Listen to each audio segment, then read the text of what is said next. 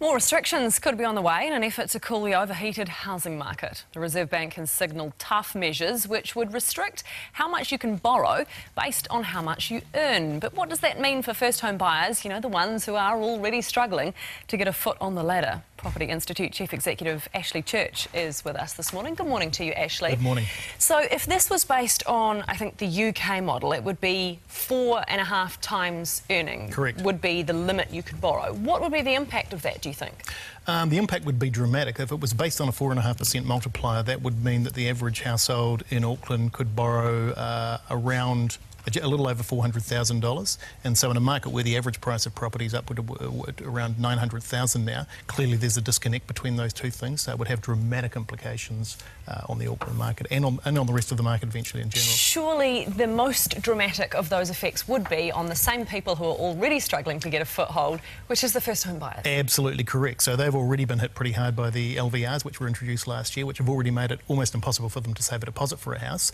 Now for the few that are actually able to do that, this is the final nail in the coffin to pretty much kill off that housing dream. Having said that, if we were to look at it from the Reserve Bank's perspective, who's worried about financial stability, surely it's not a good thing that we're borrowing probably at the moment, 9 times our household income? That's a really good question, and I suppose that gets to the nub of which is the most important question. So there's two different issues here. There's an issue around needing to build more houses in Auckland as quickly as possible. We've got a major issue with undersupply.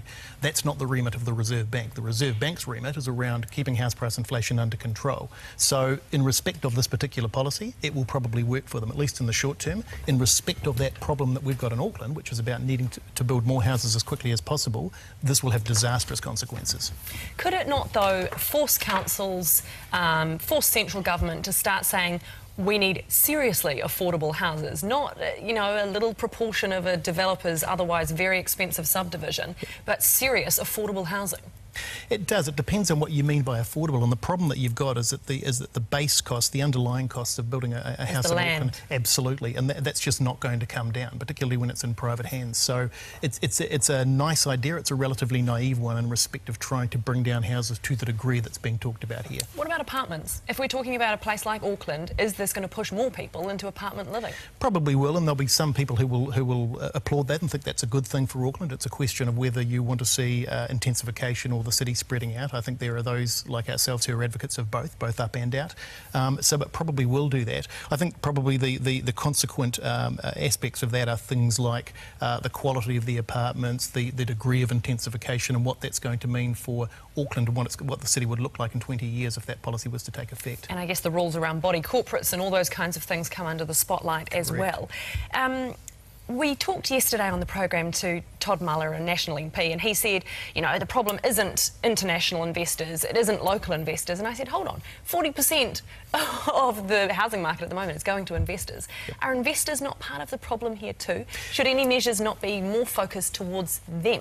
That's a fair call, and I mean, to the extent that we are churning over the same houses rather than building new ones, and investors are buying 40% of those homes, yes, there is an issue. I think you've got to put that in perspective. Most of those are mum and dad investors who are looking to essentially provide for themselves in retirement, so killing off that particular issue simply creates another one somewhere down the track.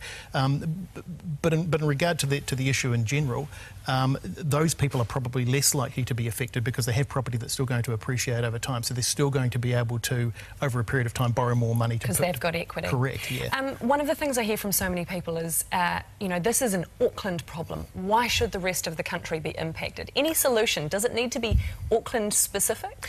That's, again, a really good question. You could argue that, in fact, the Reserve Bank and the government have tried Auckland-specific solutions over the last year or so, and clearly those haven't worked. House price inflation has continued to take off.